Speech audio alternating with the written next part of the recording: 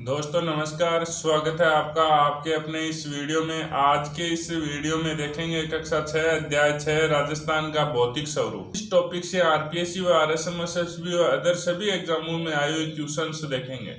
इससे पहले दोस्तों अपन आरपीएससी और आरएसएमएसएसबी के अलग अलग बोर्ड की एग्जामों में आए हुए क्वेश्चंस अपन देख चुके हैं और इसमें सभी क्वेश्चंस वो देखेंगे जो किसी न किसी एग्जाम में पूछे गए हैं। राज्य के मध्यवर्ती भाग में स्थित अरावली पर्वतमाला विश्व की प्राचीनतम पर्वतमालाओं में से एक है। जो राज्य के मध्यवर्ती भाग में है अरावली पर्वतमाला, ये विश्व की प्राचीनतम पर्वतमालाओं में से एक है। तो आप देख सकते हैं, ये भी बहुत सारी एग्जामों में पूछा गया क्वेश्चन है। राज्य का पश्चिम भाग मरुस्थलीय है और जो राजस्थान राज्य का जो पश्चिम भाग है वो मरुस्थलीय है। दक्षिणी पूर्वी भाग पठारी है। राजस्थान का जो दक्षिणी पूर्वी भाग है वो पठारी है। राजस्थान को 4 भौतिक भागों में बांटा गया है। भारत की पश्चिमी सीमा से लेकर मध्य राजस्थान में अरावली तक राजस्थान के पश्चिम भाग में विशाल थार का मरुस्थल है।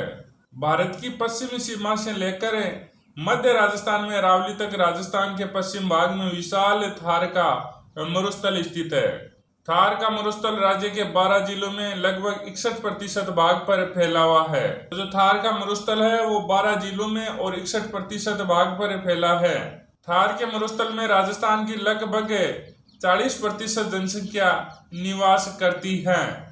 तो थार के मरुस्थल में 61% भाग पे फैला है और 40% जनसंख्या निवास करती है। थार के मरुस्थल में रेतीली मिट्टी व रेत के टीले पाए जाते हैं जो हवा के साथ अपना स्थान बदल लेते हैं। इन्हें बालू का स्तूप एवं स्थानीय भाषा में दौरे कहा जाता है।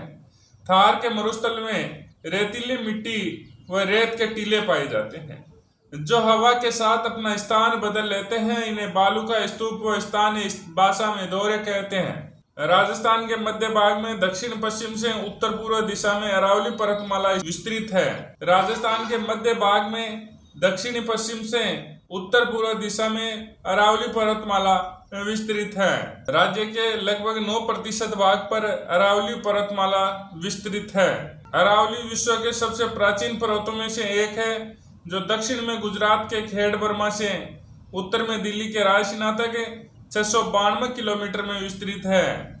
जो अरावली है वो विश्व के सबसे प्राचीन पर्वतों में से एक है। दक्षिण में गुजरात के खेड़ बर्मा से लेकर उत्तर में दिल्ली की रायसीन तक की यह 692 किलोमीटर में विस्तृत है। अरावली पर्वतमाला राजस्थान को 2 भागों में विभाजित करती है, पूर्वी राजस्थान और पश्चिमी राजस्थान। अरावली पर्वतमाला है वो राजस्थान को 2 भागों में विभाजित करती है, एक पूर्वी राजस्थान और एक पश्चिमी राजस्थान। अरावली पर्वतमाला राजस्थान का सबसे उच्च भाग है। जो अरावली पर्वतमाला है वो राजस्थान का सबसे उच्च भूभाग है। अरावली पर्वतमाला मानसून को रोककर पूर्वी और दक्षिणी राजस्थान में वर्षा करवाती है। जो अरावली पर्वतमाला है वो मानसून को रोककर पूर्वी व दक्षिणी राजस्थान में वर्षा करवाती है। अरावली को राजस्थान की जीवन रेखा कहा जाता है। तो अरावली को राजस्थान की जीवन रेखा कहा जाता है। राजस्थान में अरावली पर्वतमाला की सबसे ऊंची पर्वत चोटी है वो गुरु शिखर है। तो राजस्थान में जो अरावली पर्वतमाला है उसकी सबसे ऊंची पर्वत चोटी गुरु शिखर है। गुरु शिखर सिरोही जिले के माउंट आबू में स्थित है जिसकी ऊंचाई है वो 1722 मीटर है। पूर्वी मैदान राज्य के लगभग 23% भाग पर फैला है। जो पूर्वी मैदान क्षेत्र है वो राजस्थान राज्य के लगभग 23% भाग पर फैला है। चंबल नदी के आसपास कोटा से धौलपुर तक का क्षेत्र नाली अपर्दन के कारण अत्यधिक उबड़ खाबड़ हो गया है, जिसे चंबल के बिहेड़ या डांग या उत्खात भूमि बेडलैंड टोपोग्राफी के नाम से जाना जाता है। राजस्थान के सबसे उपजाऊ एवं सर्वाधिक जनघनत्व वाले पूर्वी मैदानी क्षेत्र में राजस्थान की लगभग 40% जनसंख्या निवास करती है। तो राजस्थान का सबसे उपजाऊ सर्वाधिक जनघनत्व जो क्षेत्र है वो पूर्वी मैदानी क्षेत्र है और यहाँ राजस्थान की लगभग 40% जनसंख्या है वो निवास करती है। 56 गांवों के समूह 56 नदी नालों से निर्मित मैदान के कारण इसे 56 का मैदान भी कहा जाता है। 56 गांवों के समूह 56 नदी नालों से निर्मित मैदान के कारण इस क्षेत्र को 56 का मैदान कहा जाता है। राजस्थान के दक्षिण पूर्वी भाग को प्राचीन काल में हाड़ा वंशी शासकों का क्षेत्र होने के कारण हाड़ौती का पठार भी कहा जाता है। तो राजस्थान के दक्षिणी पूर्वी भाग को प्राचीन काल में हाड़ा वंशीय शासकों का क्षेत्र होने के कारण हाड़ौती का पठार भी कहा जाता है। दक्षिणी पूर्वी पठारी क्षेत्र की अधिकांश मिट्टी लावा निर्मित मध्यम काली है जो उपजाऊ मिट्टी है। जो दक्षिणी पूर्वी पठारी क्षेत्र है उसकी अधिकांश मिट्टी है वो लावा निर्मित मध्यम काली मिट्टी है जो अधिक उपजाऊ मिट्टी है। सिरोही में स्थित उड़िया पठार एवं उदयपुर एवं राजसमंद में स्थित बौराट का पठार, चित्तौड़गढ़ में स्थित मैसा पठार एवं चित्तौड़गढ़ एवं भीलवाड़ा जिले के पूर्वी भाग में स्थित उपरमाल का पठार और उदयपुर एवं तारागढ़ में स्थित लसाड़िया का पठार। राजस्थान की अक्षांशीय स्थिति और भारतीय उपमहाद्वीप में उत्तर पश्चिमी स्थिति, समुद्र से दूरी, अरावली पर्वत की स्थिति और प्रदेश के विस्तार के कारण राजस्थान देश का एकमात्र प्रदेश है जहां 5 प्रकार की जलवायु परिस्थितियां उपलब्ध है। तो राजस्थान की जो अक्षांशीय स्थिति और भारतीय उपमहाद्वीप में उत्तर पश्चिमी स्थिति, समुद्र से दूरी, अरावली पर्वतमाला स्थिति और प्रदेश के विस्तार के कारण राजस्थान देश का एकमात्र प्रदेश है जहां 5 प्रकार के जलवायु परिस्थितियां उपलब्ध है। माउंट आबू राजस्थान का सबसे ठंडा स्थान रहता है। तो माउंट आबू है वो राजस्थान का सबसे ठंडा स्थान है।